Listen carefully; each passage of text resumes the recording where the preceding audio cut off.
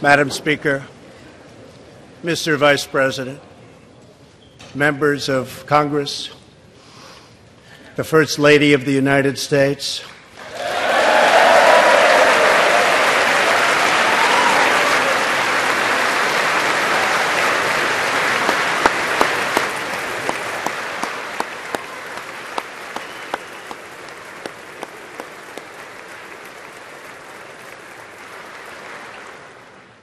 and my fellow Americans. We meet tonight at a moment of unlimited potential. As we begin a new Congress, I stand here ready to work with you to achieve historic breakthroughs for all Americans. Millions of our fellow citizens are watching us now gathered in this great chamber, hoping that we will govern not as two parties, but as one nation.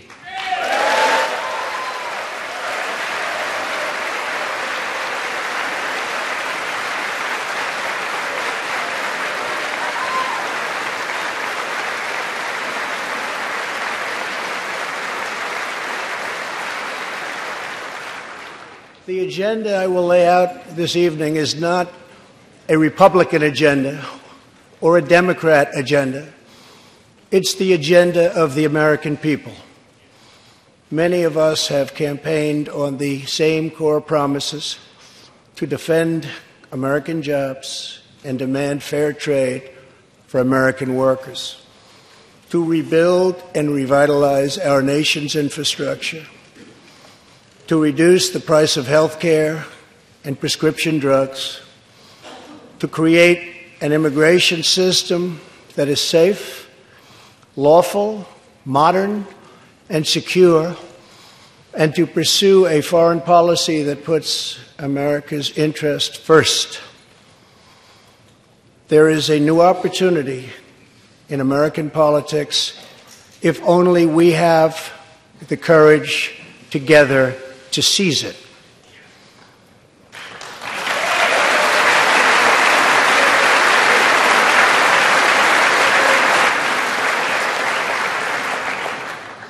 Victory is not winning for our party.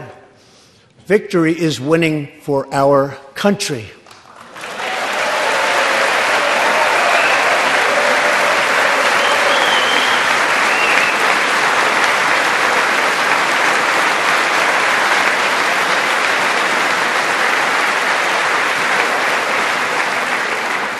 This year, America will recognize two important anniversaries that show us the majesty of America's mission and the power of American pride.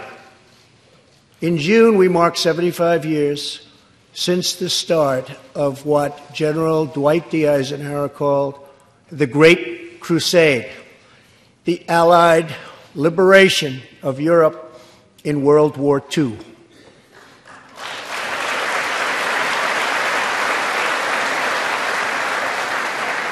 On D-Day, June 6, 1944, 15,000 young American men jumped from the sky and 60,000 more stormed in from the sea to save our civilization from tyranny. Here with us tonight are three of those incredible heroes: Private First Class Joseph Riley, Staff Sergeant Irving Locker, and Sergeant Herman Zaitchik. Please.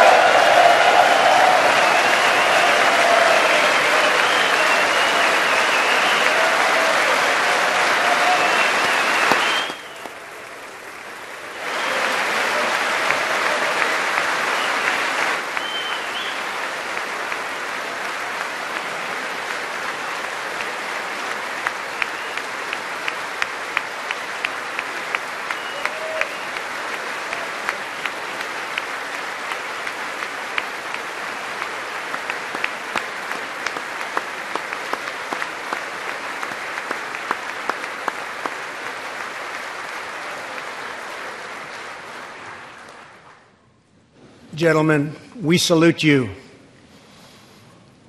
In 2019, we also celebrate 50 years since brave young pilots flew 250,000 miles through space to plant the American flag on the face of the moon. Half a century later, we are joined by one of the Apollo 11 astronauts who planted that flag, Buzz Aldrin.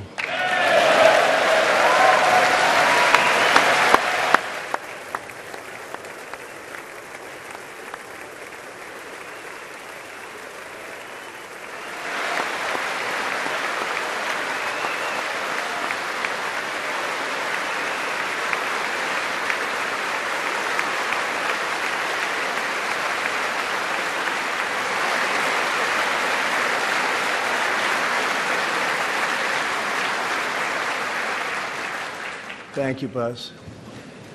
This year, American astronauts will go back to space on American rockets.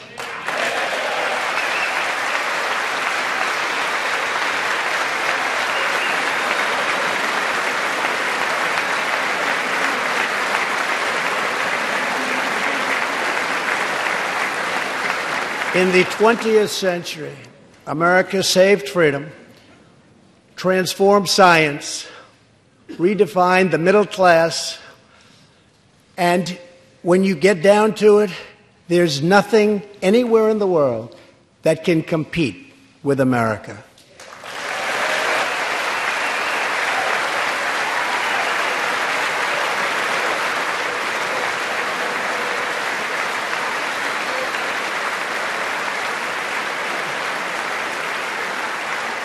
Now we must step boldly and bravely into the next chapter of this great American adventure. And we must create a new standard of living for the 21st century. An amazing quality of life for all of our citizens is within reach. We can make our community safer, our families stronger, our culture richer, our faith deeper, and our middle class bigger and more prosperous than ever before.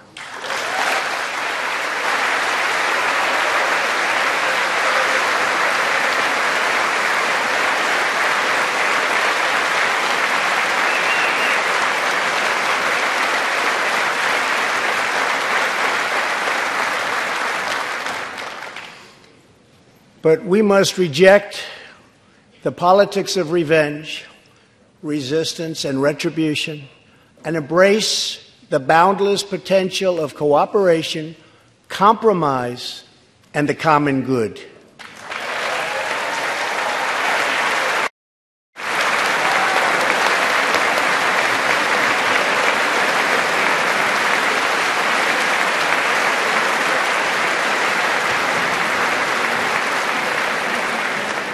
Together, we can break decades of political stalemate.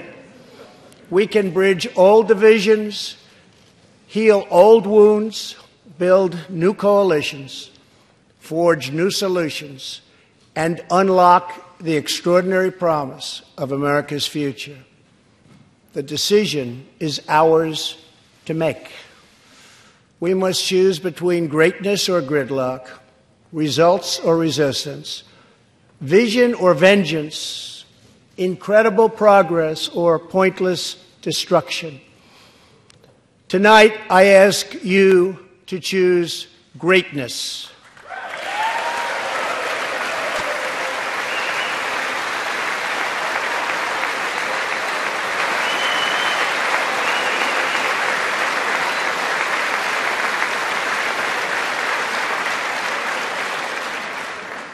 Over the last 2 years, my administration has moved with urgency and historic speed to confront problems neglected by leaders of both parties over many decades. In just over 2 years since the election, we have launched an unprecedented economic boom, a boom that has rarely been seen before. There's been nothing like it. We have created 5.3 million new jobs, and importantly added 600,000 new manufacturing jobs, something which almost everyone said was impossible to do. But the fact is, we are just getting started.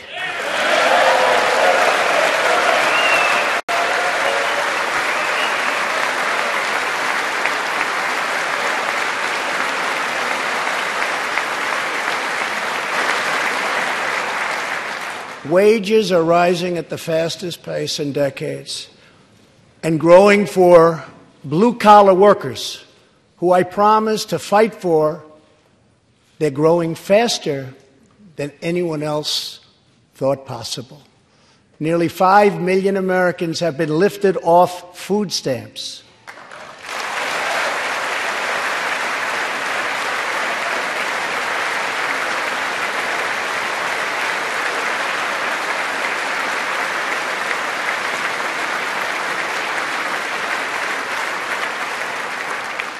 The U.S. economy is growing almost twice as fast today as when I took office, and we are considered far and away the hottest economy anywhere in the world, not even close.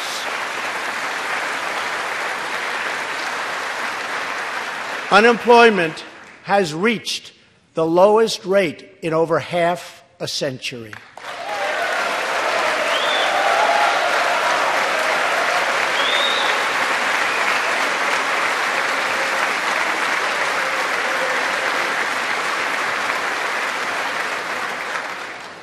African American, Hispanic American, and Asian American unemployment have all reached their lowest levels ever recorded.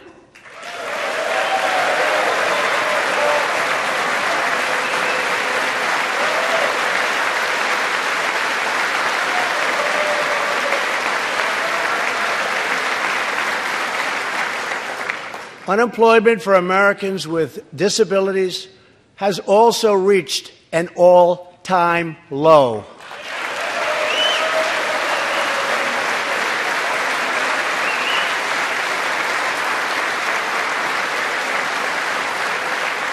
More people are working now than at any time in the history of our country. 157 million people at work.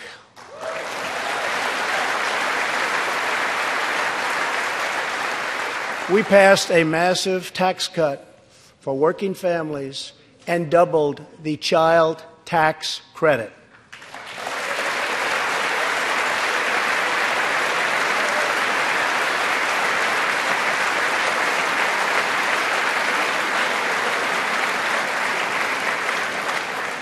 We virtually ended the estate tax, or death tax, as it is often called, on small businesses, for ranches, and also for family farms.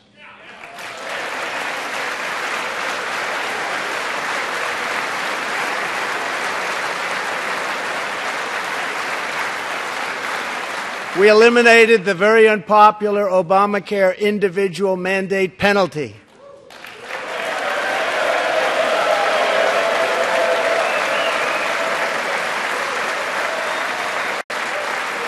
And to give critically ill patients access to life-saving cures, we passed, very importantly, right to try.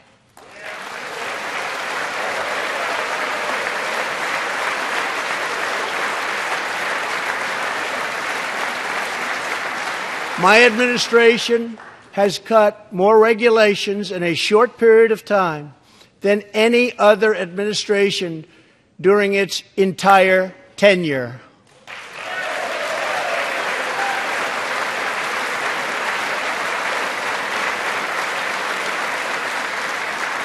Companies are coming back to our country in large numbers, thanks to our historic reductions in taxes and regulations.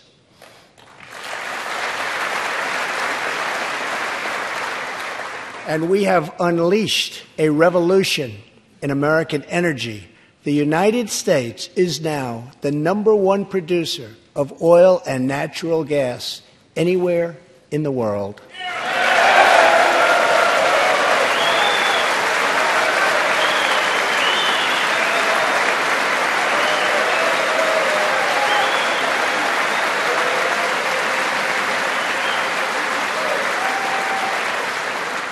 And now, for the first time in 65 years, we are a net exporter of energy.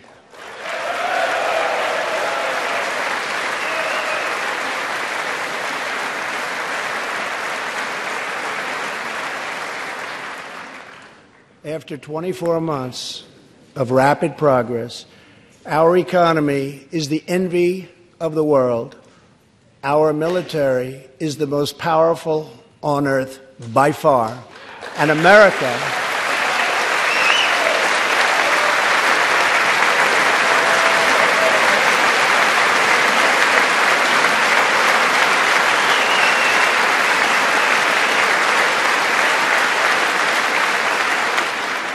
America is again winning each and every day.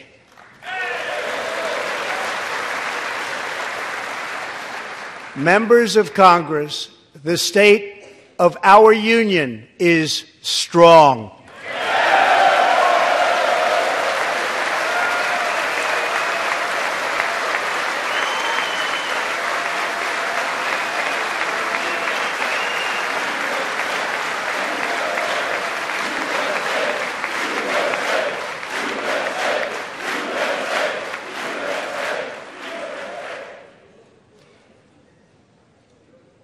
That sounds so good. Our country is vibrant, and our economy is thriving like never before. On Friday, it was announced that we added another 304,000 jobs last month alone, almost double the number expected.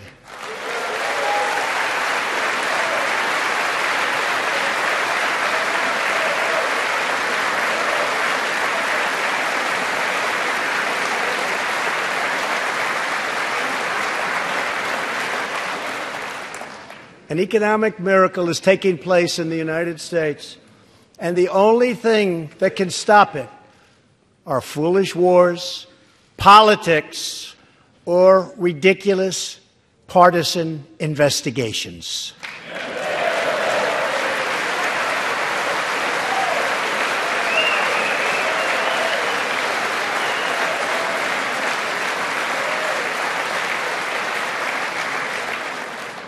If there is going to be peace and legislation, there cannot be war and investigation. It just doesn't work that way. We must be united at home to defeat our adversaries abroad. This new era of cooperation can start with finally confirming the more than 300 highly qualified nominees who are still stuck in the Senate, in some cases years and years waiting. Not right.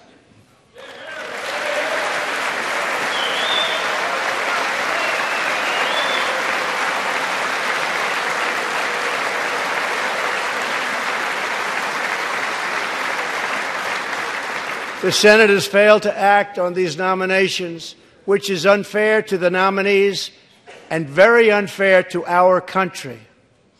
Now is the time for bipartisan action. Believe it or not, we have already proven that that's possible. In the last Congress, both parties came together to pass unprecedented legislation to confront the opioid crisis, a sweeping new farm bill, historic VA reforms, and after 4 decades of rejection, we passed VA accountability so that we can finally terminate those who mistreat our wonderful veterans.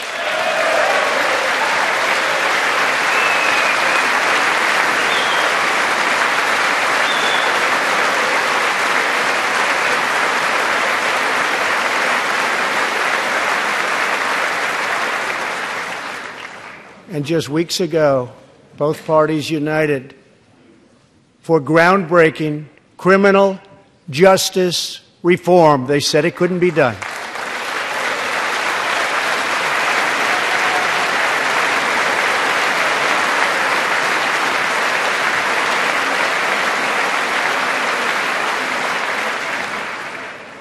Last year, I heard through friends the story of Alice Johnson. I was deeply moved. In 1997, Alice was sentenced to life in prison as a first-time nonviolent drug offender. Over the next 22 years, she became a prison minister, inspiring others to choose a better path. She had a big impact on that prison population and far beyond. Alice's story underscores the disparities and unfairness that can exist in criminal sentencing and the need to remedy this total injustice. She served almost that 22 years and had expected to be in prison for the remainder of her life. In June, I commuted Alice's sentence. When I saw Alice's beautiful family greet her at the prison gates, hugging and kissing and crying and laughing, I knew I did something right. Alice is with us tonight, and she is a terrific woman. Terrific. Alice, please.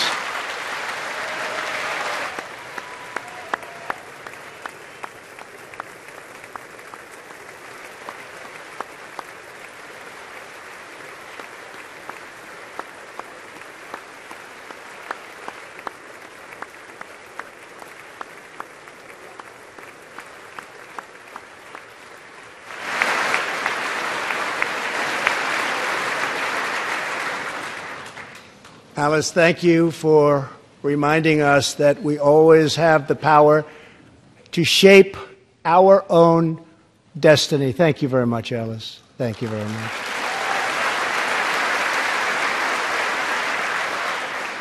Inspired by stories like Alice's, my administration worked closely with members of both parties to sign the First Step Act into law. Big deal. It's a big deal.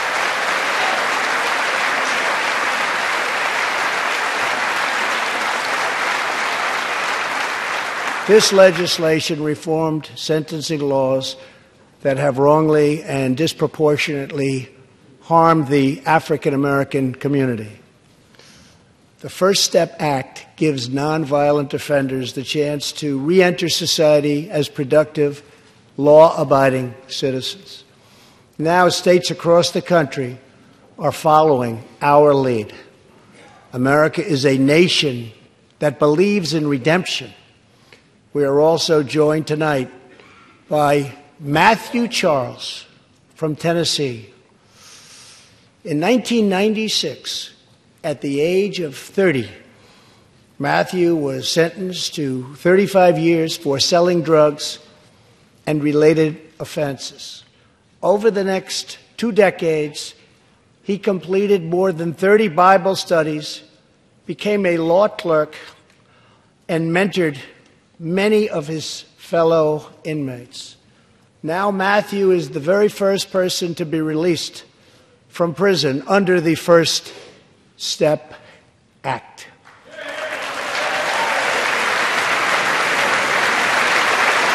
Matthew, please.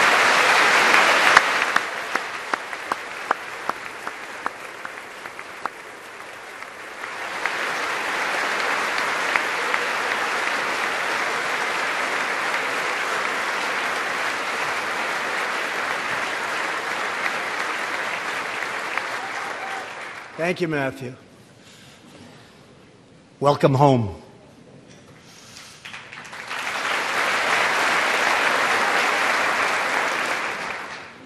Now, Republicans and Democrats must join forces again to confront an urgent national crisis. Congress has 10 days left to pass a bill that will fund our government, protect our homeland, and secure our very dangerous southern border. Now is the time for Congress to show the world that America is committed to ending illegal immigration and putting the ruthless coyotes, cartels, drug dealers, and human traffickers out of business.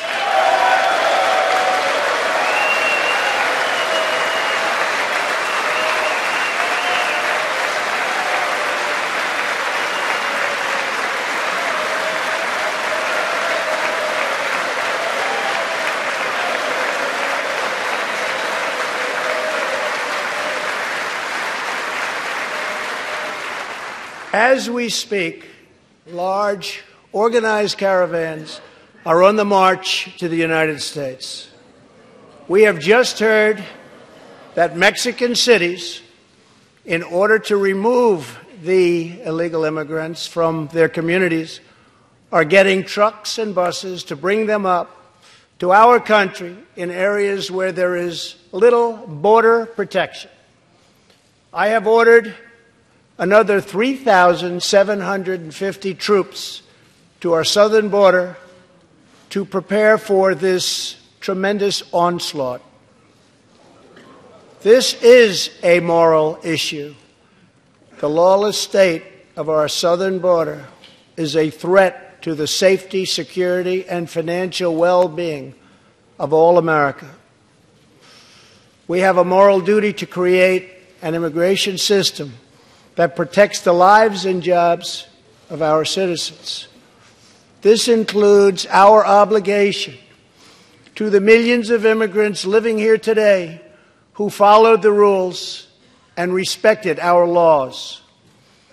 Legal immigrants enrich our nation and strengthen our society in countless ways.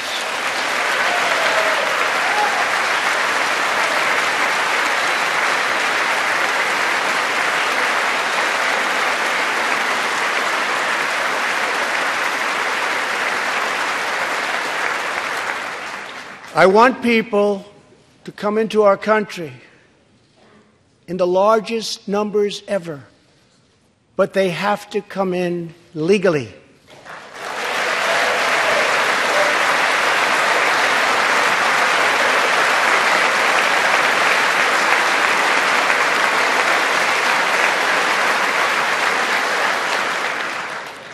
Tonight I am asking you to defend our very dangerous southern border out of love and devotion to our fellow citizens and to our country. No issue better illustrates the divide between America's working class and America's political class than illegal immigration. Wealthy politicians and donors push for open borders while living their lives behind walls and gates and guards.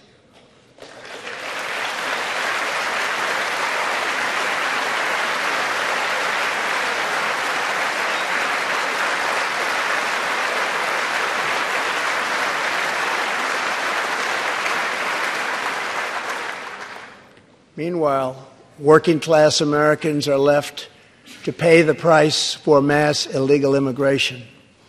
Reduced jobs, lower wages, overburdened schools, hospitals that are so crowded you can't get in, increased crime, and a depleted social safety net. Tolerance for illegal immigration is not compassionate. It is actually very cruel.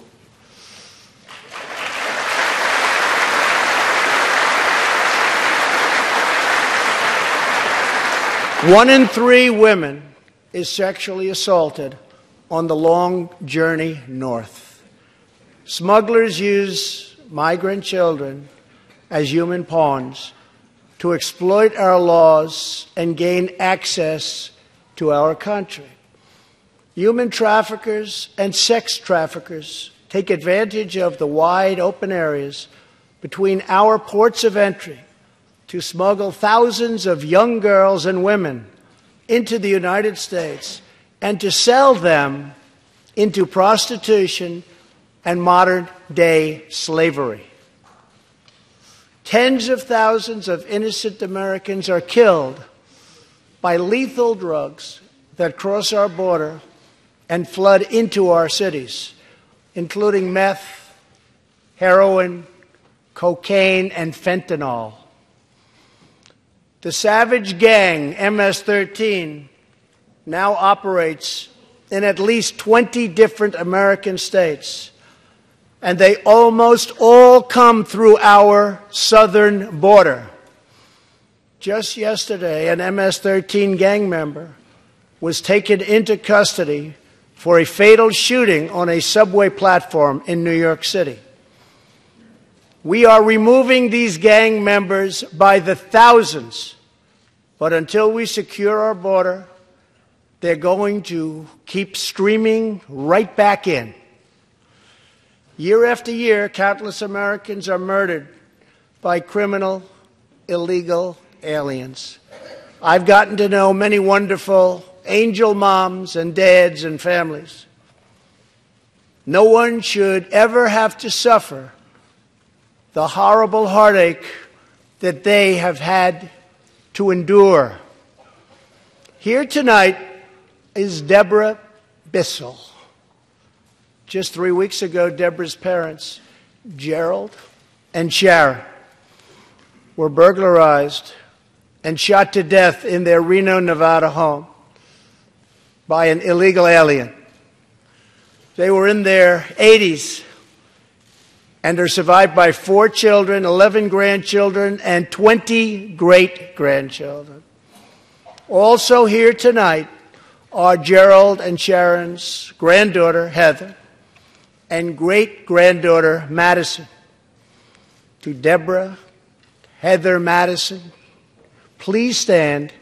Few can understand your pain. Thank you, and thank you for being here. Thank you very much.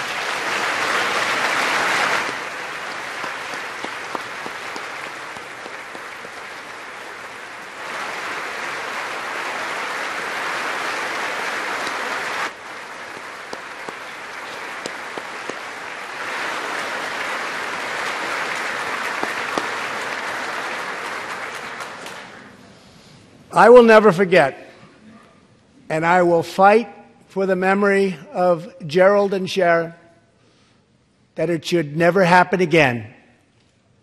Not one more American life should be lost because our nation failed to control its very dangerous border. In the last 2 years, our brave ICE officers made 266,000 arrests of criminal aliens, including those charged or convicted of nearly 100,000 assaults, 30,000 sex crimes, and 4,000 killings or murders. We are joined tonight by one of those law enforcement heroes, ICE Special Agent Elvin Hernandez. When Elvin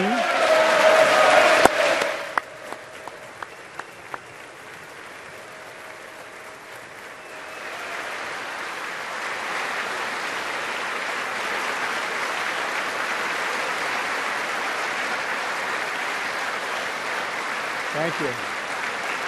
When Elvin was a boy, he and his family legally immigrated to the United States from the Dominican Republic. At the age of 8, Elvin told his dad he wanted to become a special agent. Today, he leads investigations into the scourge of international sex trafficking. Elvin says that if I can make sure these young girls get their justice, I've really done my job. Thanks to his work and that of his incredible colleagues, more than 300 women and girls have been rescued from the horror of this terrible situation. And more than 1,500 sadistic traffickers have been put behind bars.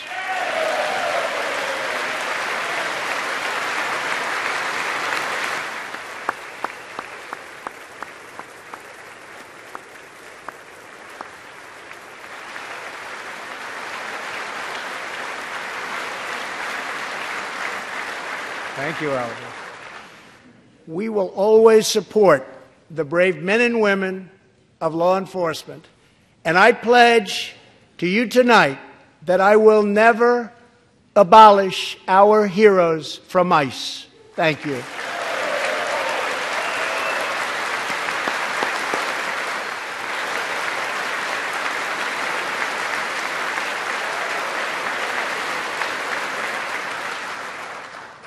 My administration has sent to Congress a common-sense proposal to end the crisis on the southern border.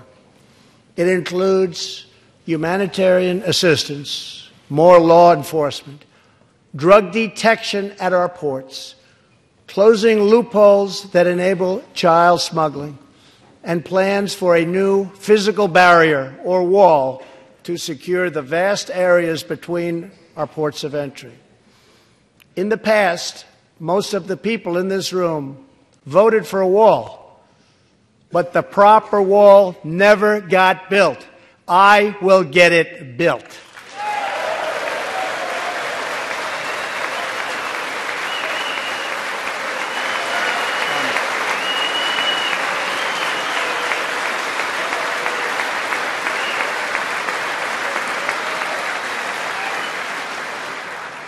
This is a smart, strategic, see-through steel barrier, not just a simple concrete wall. It will be deployed in the areas identified by the border agents as having the greatest need, and these agents will tell you where walls go up, illegal crossings go way, way down.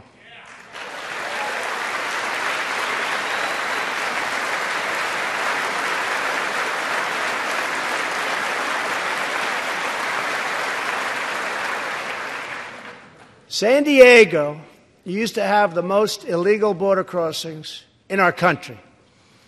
In response, a strong security wall was put in place. This powerful barrier almost completely ended illegal crossings. The border city of El Paso, Texas, used to have extremely high rates of violent crime, one of the highest in the entire country, and considered one of our nation's most dangerous cities. Now, immediately upon its building, with a powerful barrier in place, El Paso is one of the safest cities in our country. Simply put, walls work and walls save lives.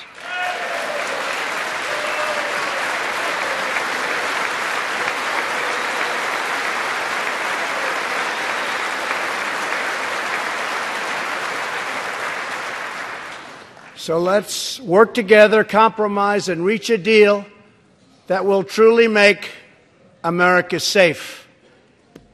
As we work to defend our people's safety, we must also ensure our economic resurgence continues at a rapid pace. No one has benefited more from our thriving economy than women, who have filled 58% of the newly created jobs last year.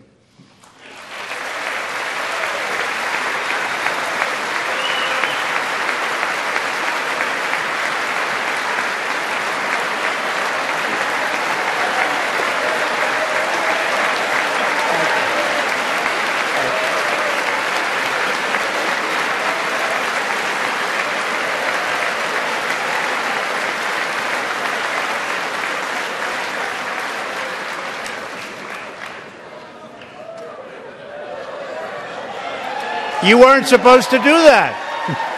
Thank you very much. Thank you very much. All Americans can be proud that we have more women in the workforce than ever before.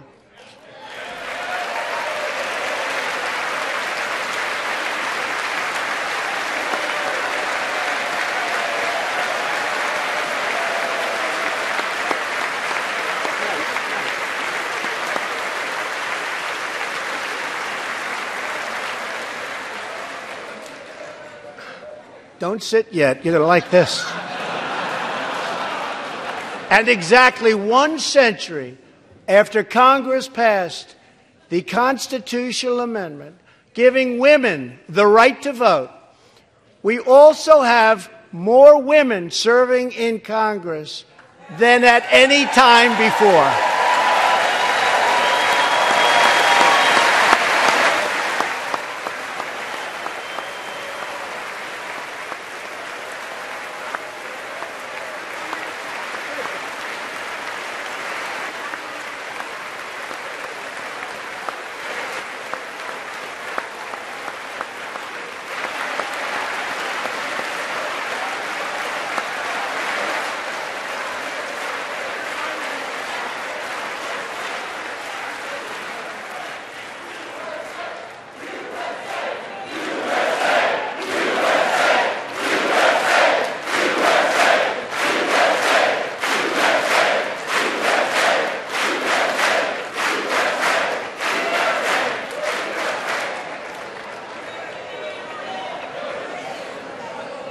That's great. Really great. And congratulations. That's great. As part of our commitment to improving opportunity for women everywhere, this Thursday we are launching the first ever government-wide initiative focused on economic empowerment for women in developing countries. To build on, thank you.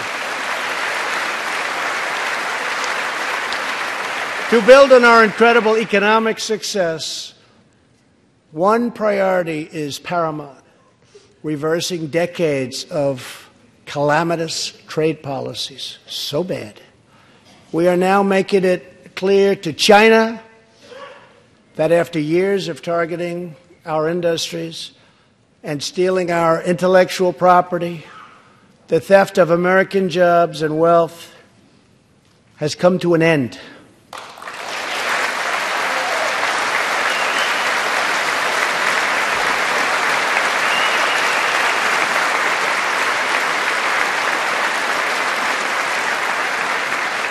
Therefore, we recently imposed tariffs on $250 billion of Chinese goods, and now our Treasury is receiving billions and billions of dollars. But I don't blame China for taking advantage of us. I blame our leaders and representatives for allowing this travesty to happen. I have great respect for President Xi, and we are now working on a new trade deal with China. But it must include real structural change to end unfair trade practices, reduce our chronic trade deficit, and protect American jobs.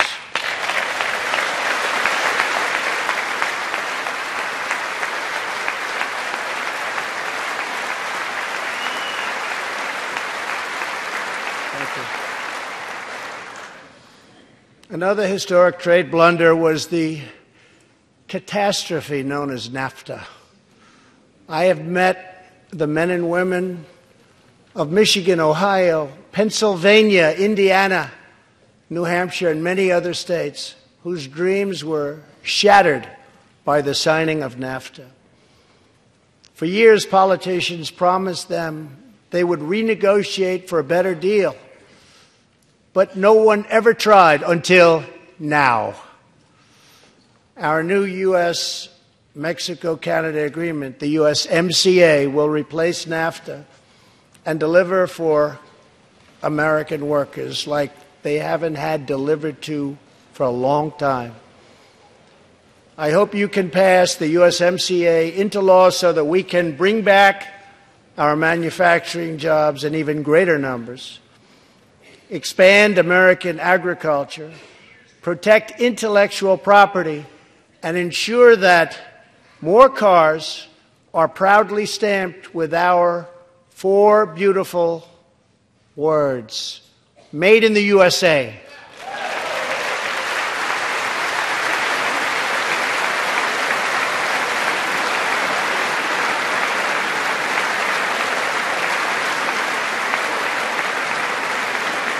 Tonight, I am also asking you to pass the United States Reciprocal Trade Act so that if another country places an unfair tariff on an American product, we can charge them the exact same tariff on the exact same product that they sell to us.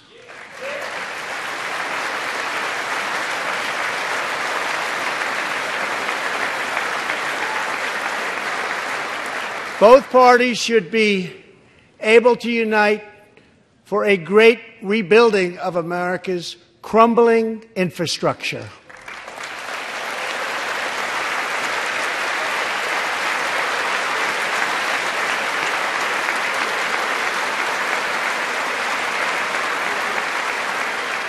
I know that Congress is eager to pass an infrastructure bill, and I am eager to work with you on legislation to deliver new and important infrastructure investment, including investments in the cutting-edge industries of the future.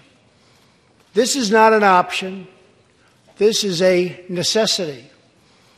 The next major priority for me and for all of us should be to lower the cost of health care and prescription drugs and to protect patients with pre-existing conditions.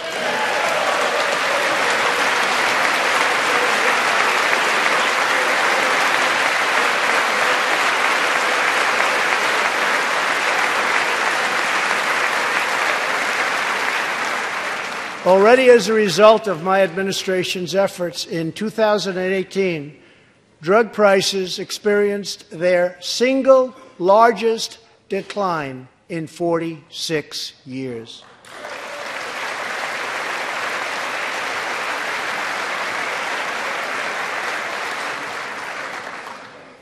But we must do more.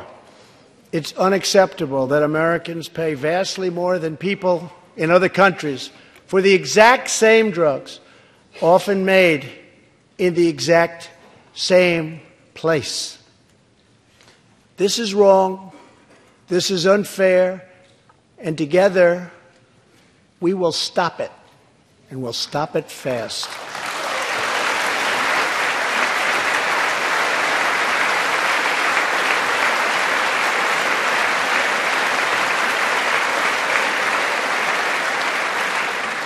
I am asking Congress to pass legislation that finally takes on the problem of global freeloading and delivers fairness and price transparency for American patients, finally.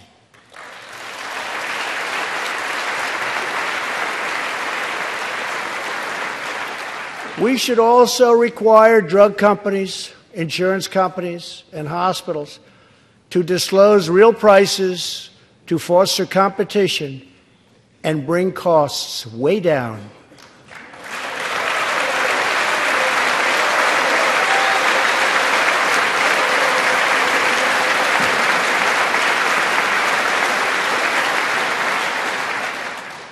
No force in history has done more to advance the human condition than American freedom. In recent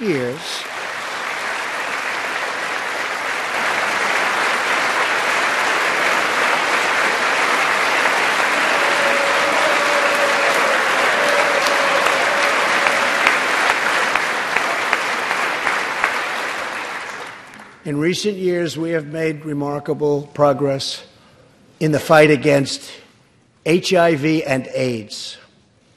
Scientific breakthroughs have brought a once distant dream within reach.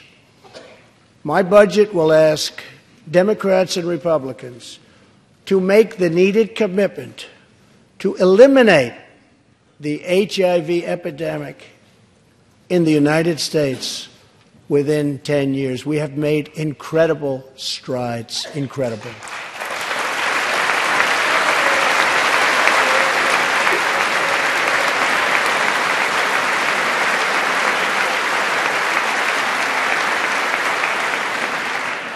Together, we will defeat AIDS in America and beyond.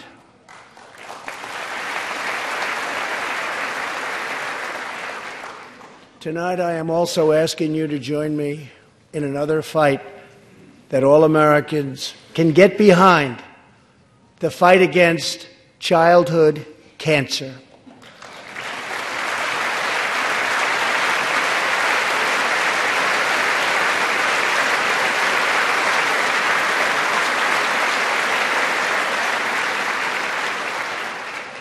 Joining Melania in the gallery this evening is a very brave 10-year-old girl, Grace Eline. Every birthday,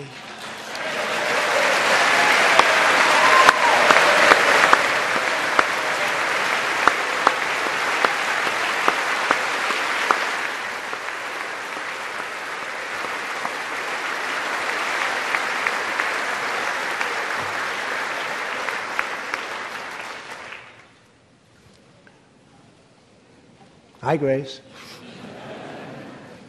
Every birthday since she was 4, Grace asked her friends to donate to St. Jude's Children's Hospital. She did not know that one day she might be a patient herself. That's what happened.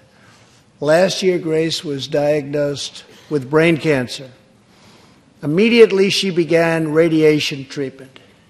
At the same time, she rallied her community and raised more than $40,000 for the fight against cancer.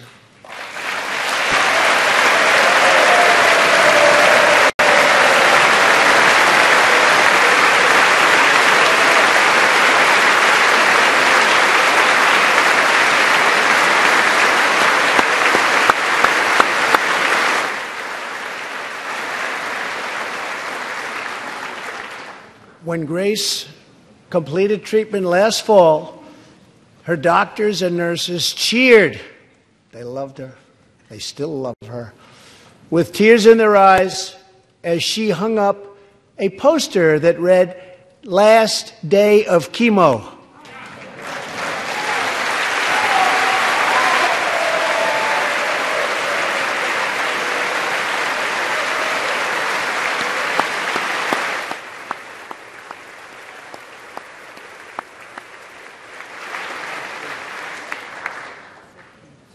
Thank you very much, Grace. You are a great inspiration to everyone in this room. Thank you very much. Many childhood cancers have not seen new therapies in decades. My budget will ask Congress for $500 million over the next 10 years to fund this critical life-saving research. To help support working parents, the time has come to pass school choice for Americans' children.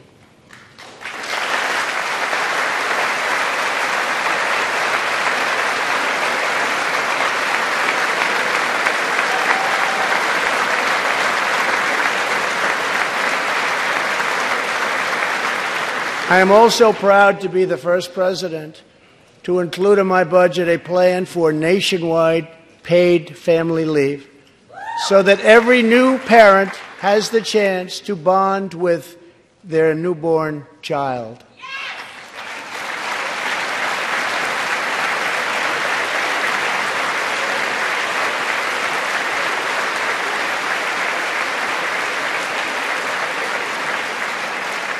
There could be no greater contrast to the beautiful image of a mother holding her infant child than the chilling displays our nation saw in recent days. Lawmakers in New York cheered with delight upon the passage of legislation that would allow a baby to be ripped from the mother's womb moments from birth.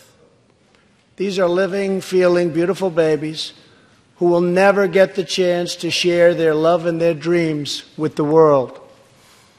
And then we had the case of the governor of Virginia, where he stated he would execute a baby after birth. To defend the dignity of every person, I am asking Congress to pass legislation to prohibit the late-term abortion of children who can feel pain in the mother's womb.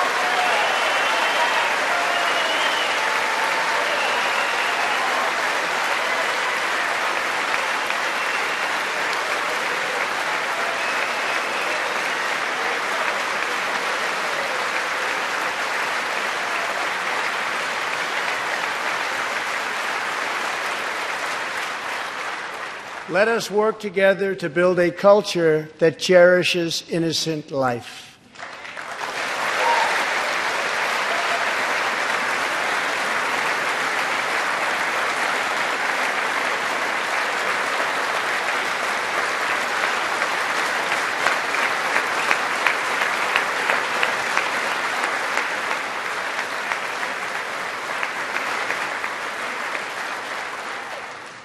And let us reaffirm a fundamental truth. All children, born and unborn, are made in the holy image of God. The final part of my agenda is to protect American security. Over the last 2 years, we have begun to fully rebuild the United States military with $700 billion last year and $716 billion this year. We are also getting other nations to pay their fair share. Finally.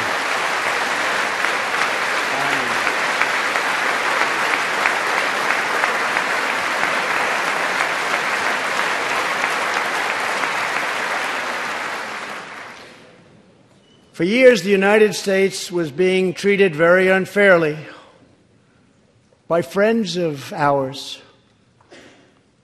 members of NATO.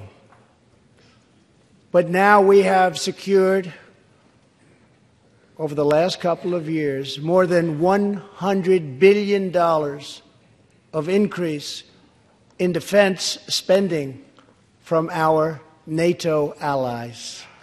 They said it couldn't be done.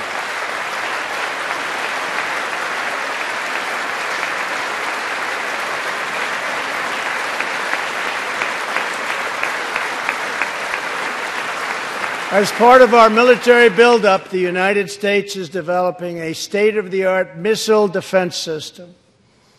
Under my administration, we will never apologize for advancing America's interests. For example, decades ago, the United States entered into a treaty with Russia in which we agreed to limit and reduce our missile capability. While we followed the agreement and the rules to the letter, Russia repeatedly violated its terms. It's been going on for many years. That is why I announced that the United States is officially withdrawing from the Intermediate Range Nuclear Forces Treaty, or INF Treaty. Perhaps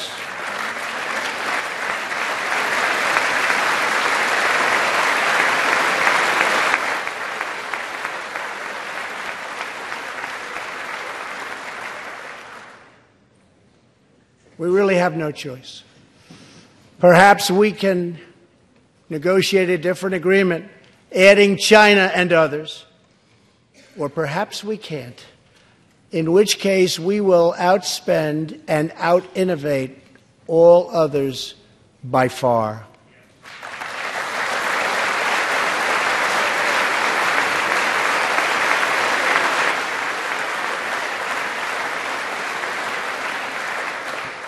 As part of a bold new diplomacy, we continue our historic push for peace on the Korean Peninsula.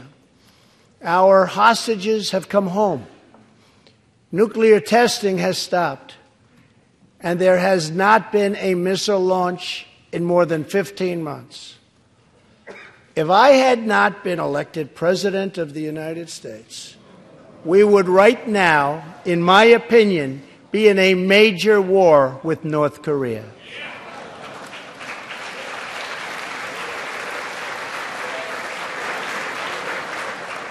Much work remains to be done, but my relationship with Kim Jong-un is a good one. Chairman Kim and I will meet again on February 27th and 28th in Vietnam.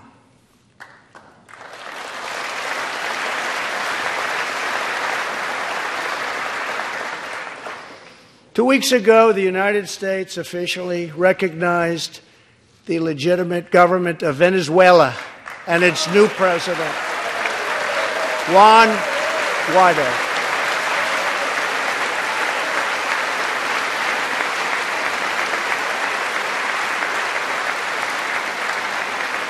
We stand with the Venezuelan people in their noble quest for freedom, and we condemn the brutality of the Maduro regime, whose socialist policies have turned that nation from being the wealthiest in South America into a state of abject poverty and despair.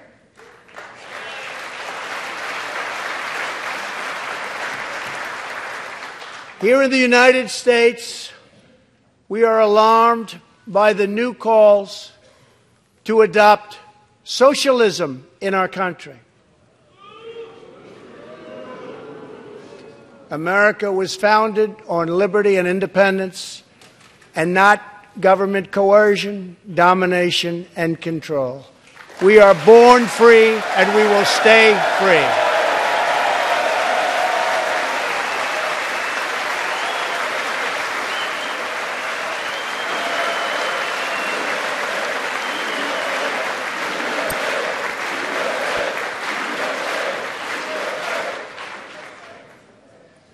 Tonight, we renew our resolve that America will never be a socialist country.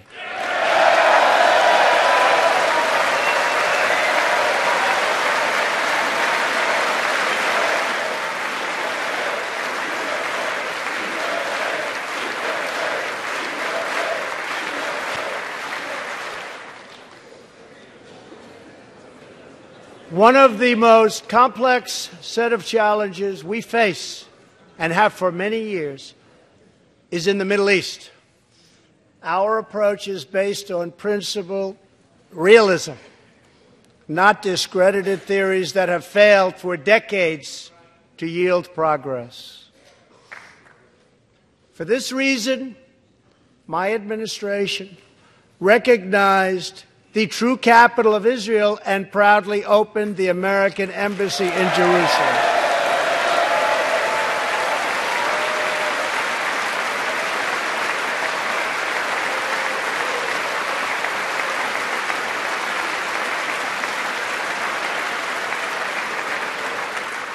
Our brave troops have now been fighting in the Middle East for almost 19 years. In Afghanistan and Iraq, nearly 7,000 American heroes have given their lives. More than 52,000 Americans have been badly wounded. We have spent more than $7 trillion in fighting wars in the Middle East. As a candidate for president, I loudly pledged a new approach. Great nations do not fight endless wars.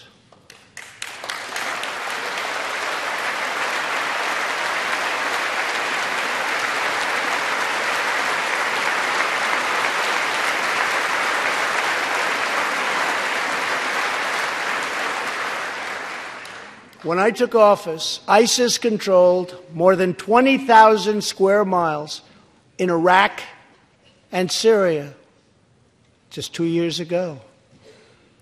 Today, we have liberated virtually all of the territory from the grip of these bloodthirsty monsters. Now, as we work with our allies to destroy the remnants of ISIS, it is time to give our brave warriors in Syria a warm welcome home. I have also accelerated our negotiations to reach, if possible, a political settlement in Afghanistan. The opposing side is also very happy to be negotiating. Our troops have fought with unmatched valor, and thanks to their bravery, we are now able to pursue a possible political solution to this long and bloody conflict.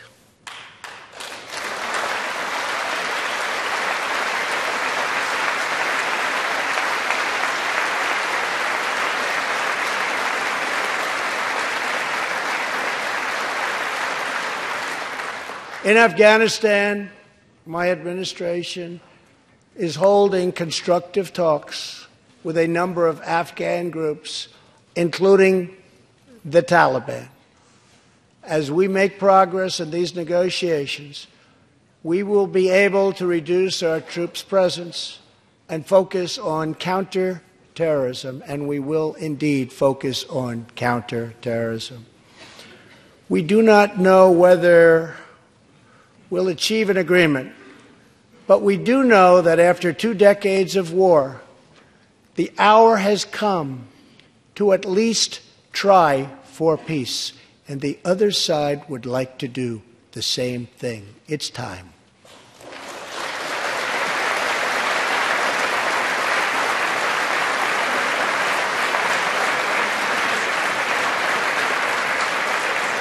Above all, friend and foe alike must never doubt this nation's power and will to defend our people. 18 years ago, violent terrorists attacked the USS Cole, and last month, American forces killed one of the leaders of that attack.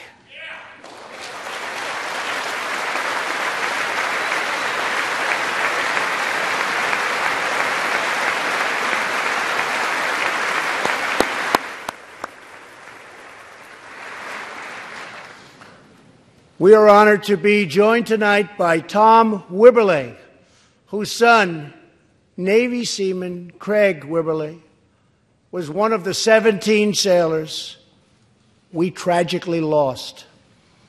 Tom, we vow to always remember the heroes of the USS Cole. Thank you, Tom.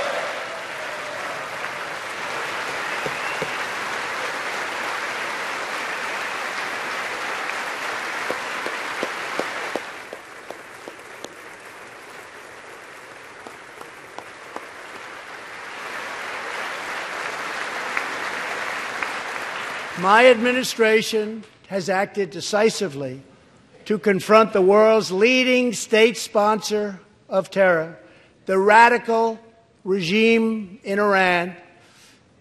It is a radical regime.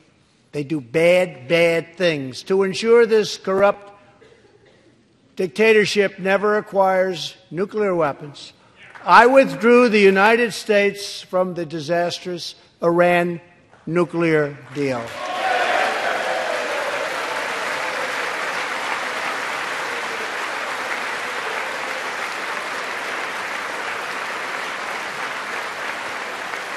And last fall, we put in place the toughest sanctions ever imposed by us on a country. We will not avert our eyes from a regime that chants death to America and threatens genocide against the Jewish people.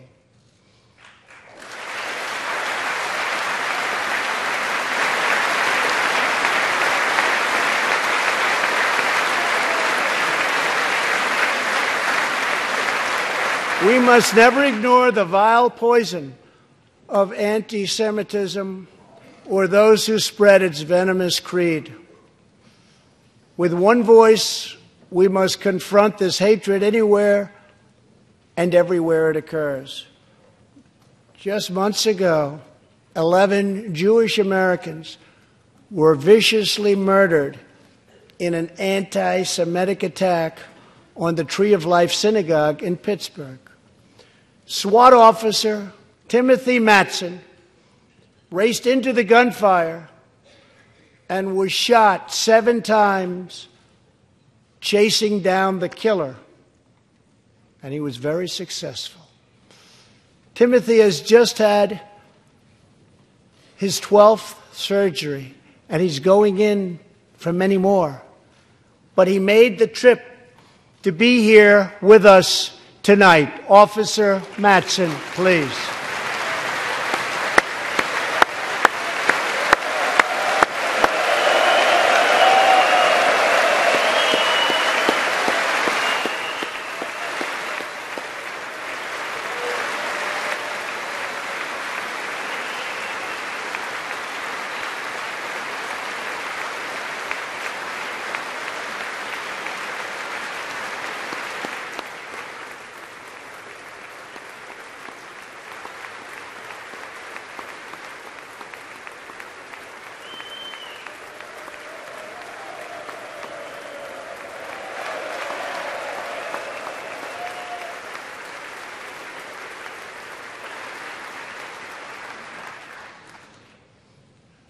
Thank you. We are forever grateful. Thank you very much.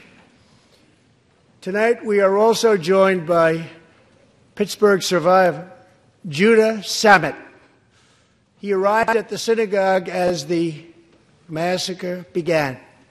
But not only did Judah narrowly escape death last fall, more than 7 decades ago, he narrowly survived the Nazi concentration camps. Today is Judah's 81st birthday.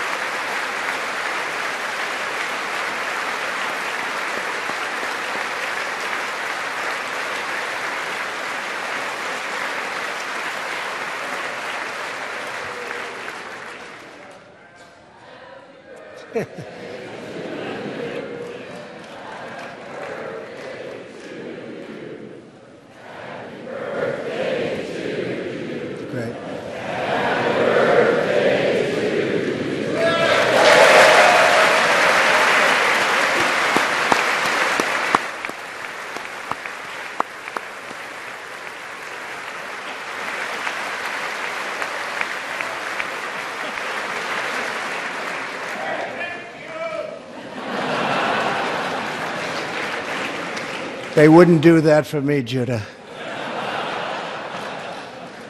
Judah says he can still remember the exact moment nearly 75 years ago, after 10 months in a concentration camp, when he and his family were put on a train and told they were going to another camp. Suddenly, the train screeched to a very strong halt. A soldier appeared. Judah's family braced for the absolute worst. Then his father cried out with joy, "It's the Americans! It's the Americans!"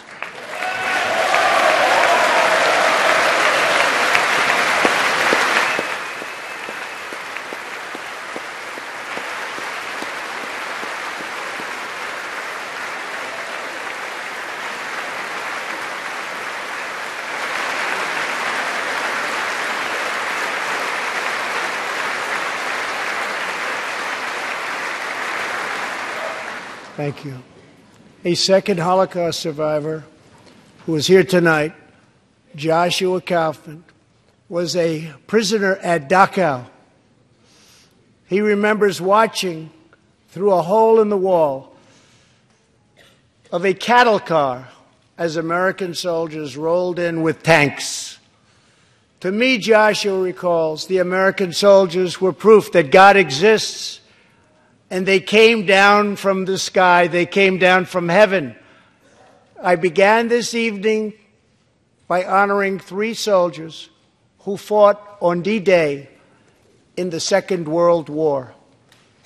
One of them was Herman Zaitchik. But there is more to Herman's story. A year after he stormed the beaches of Normandy, Herman was one of the American soldiers who helped liberate Dachau.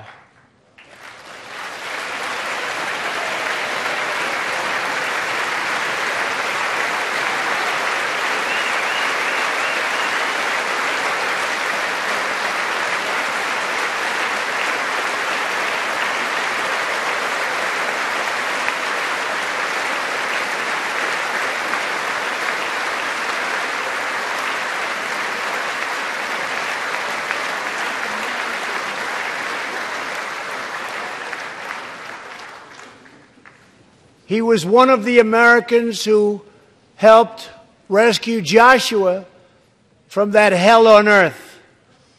Almost 75 years later, Herman and Joshua are both together in the gallery tonight, seated side by side, here in the home of American freedom. Herman and Joshua, your presence this evening is very much appreciated. Thank you very much.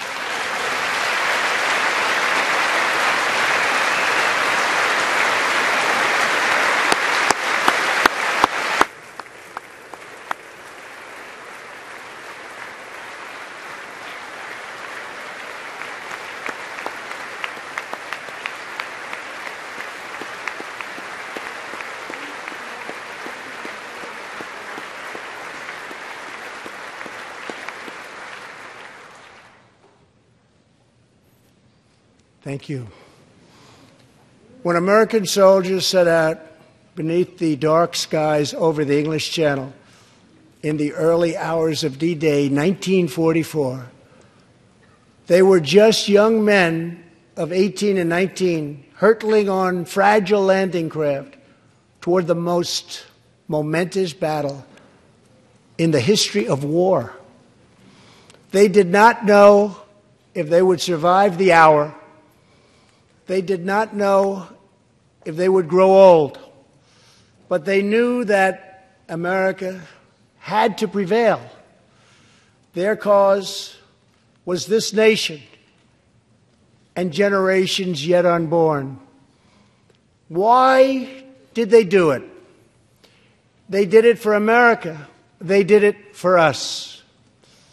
Everything that has come since our triumph over communism, our giant leaps of science and discovery, our unrivaled progress towards equality and justice, all of it is possible thanks to the blood and tears and courage and vision of the Americans who came before.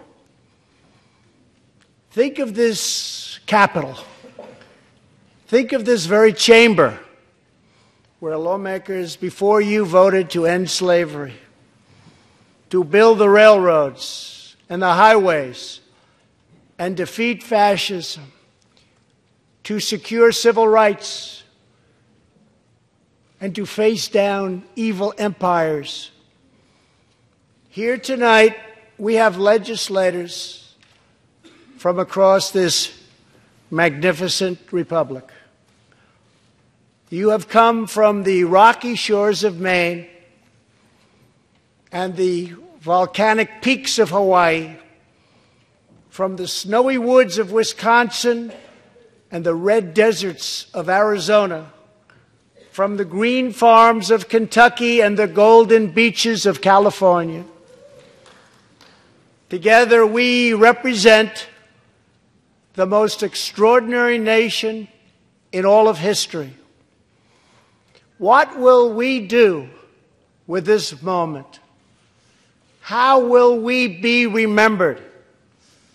I ask the men and women of this Congress, look at the opportunities before us.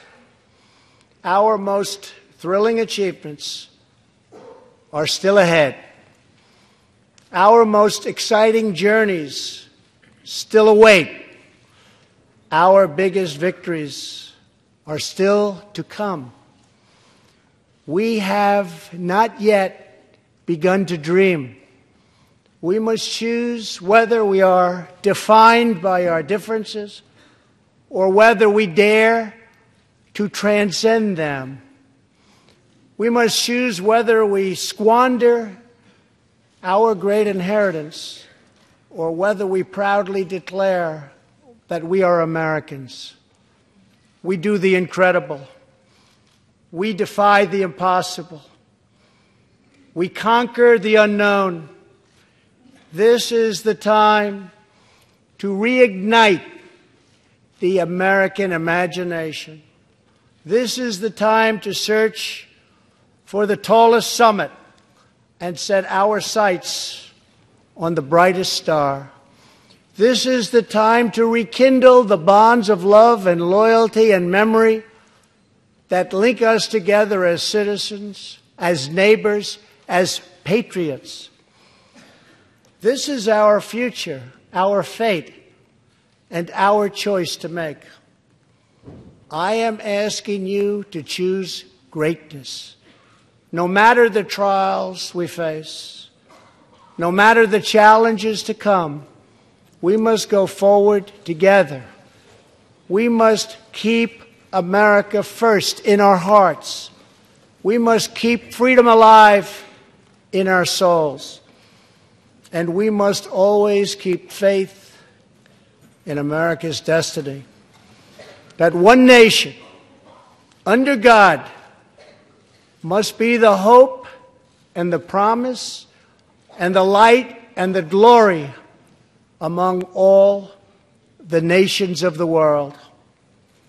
Thank you, God bless you, and God bless America. Thank you very much. Thank you.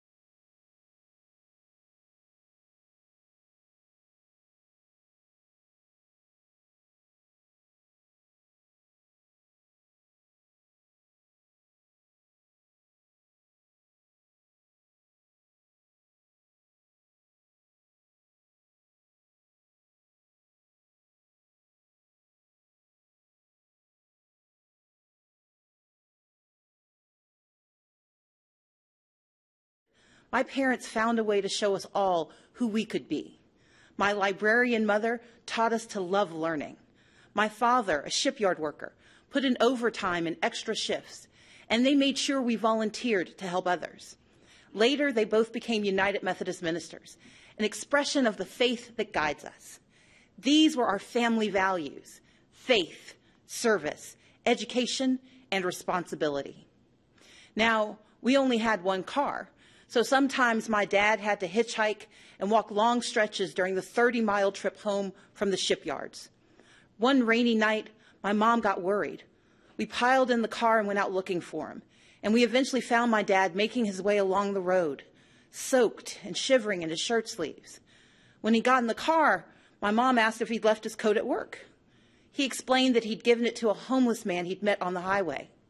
When we asked why he'd given away his only jacket, my dad turned to us and said, "I knew when I left that man he'd still be alone, but I could give him my coat because I knew you were coming for me." Our power and strength as Americans lives in our hard work and our belief in more. My family understood firsthand that while success is not guaranteed, we live in a nation where opportunity is possible. But we do not succeed alone. In these United States, when times are tough, we can persevere because our friends and neighbors will come for us. Our first responders will come for us. It is this mantra, this uncommon grace of community, that has driven me to become an attorney, a small business owner, a writer, and most recently, the Democratic nominee for governor of Georgia. My reason for running was simple. I love our country and its promise of opportunity for all.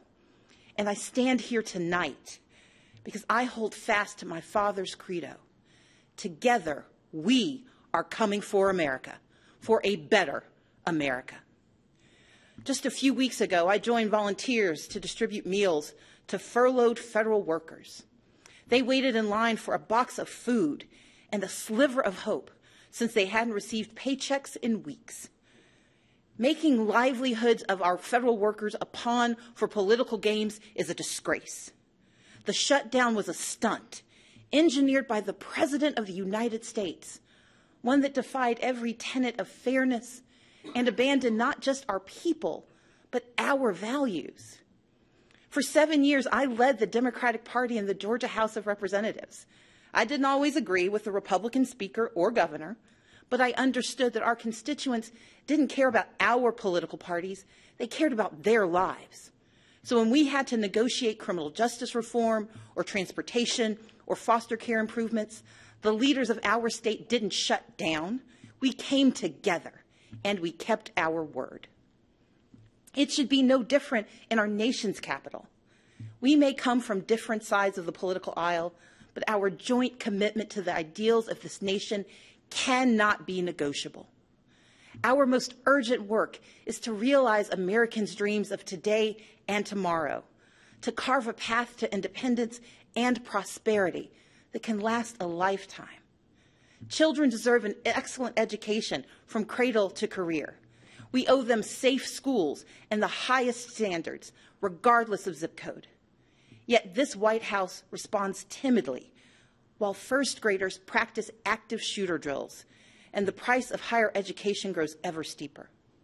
From now on, our leaders must be willing to tackle gun safety measures and face the crippling effect of educational loans, to support educators and invest what is necessary to unleash the power of America's greatest minds. In Georgia and around the country, people are striving for a middle class where a salary truly equals economic security. But instead, families' hopes are being crushed by Republican leadership that ignores real life or just doesn't understand it. Under the current administration, far too many hard-working Americans are falling behind, living check, most without labor unions to protect them from even worse harm. The Republican tax bill rigged the system against working people. Rather than bringing back jobs, plants are closing, layoffs are looming, and wages struggle to keep pace with the actual cost of living. We owe more to the millions of everyday folks who keep our economy running, like truck drivers forced to buy their own rigs, farmers caught in a trade war, small business owners in search of capital, and domestic workers serving without labor protections. Women and men who could thrive if only they had the support and freedom to do so.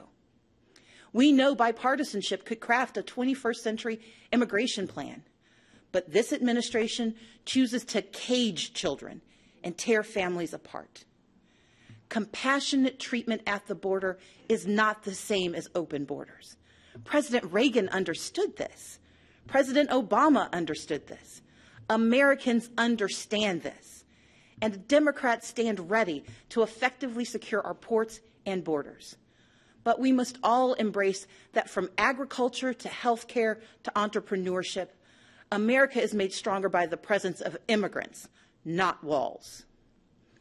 And rather than suing to dismantle the Affordable Care Act, as Republican attorneys general have, our leaders must protect the progress we've made and commit to expanding health care and lowering costs for everyone.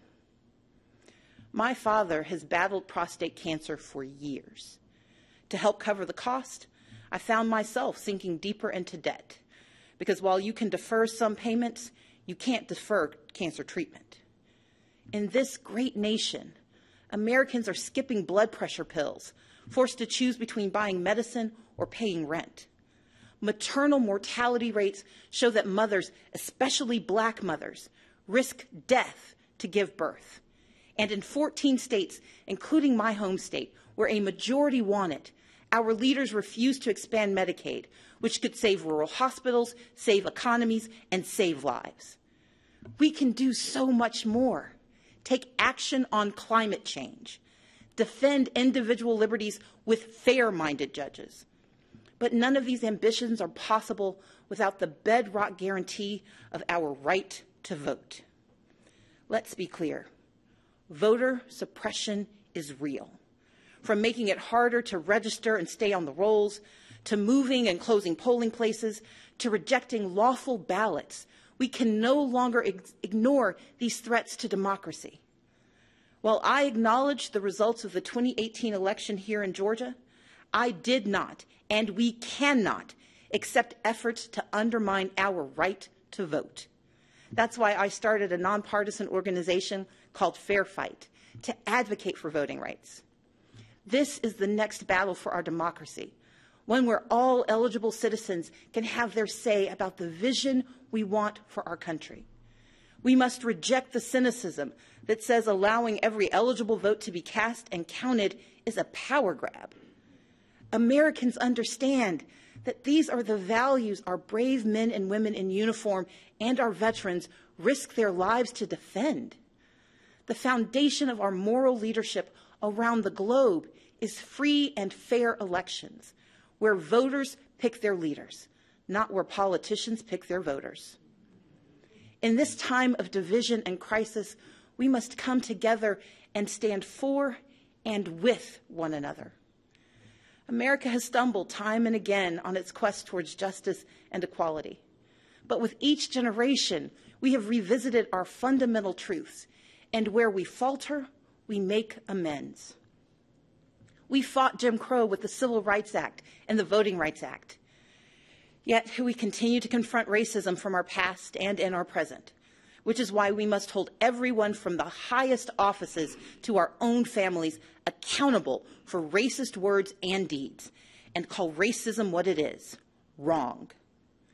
America achieved a measure of reproductive justice in Roe v. Wade, but we must never forget it is immoral to allow politicians to harm women and families to advance a political agenda. We affirmed marriage equality, and yet the LGBTQ community remains under attack. So, even as I am very disappointed by the president's approach to our problems, I still don't want him to fail. But we need him to tell the truth and to respect his duties and respect the extraordinary diversity that defines America. Our progress has always been found in the refuge, in the basic instinct of the American experiment, to do right by our people. And with a renewed commitment to social and economic justice, we will create a stronger America together. Because America wins by fighting for our shared values against all enemies, foreign and domestic. That is who we are. And when we do so, never wavering, the state of our union will always be strong. Thank you, and may God bless the United States of America.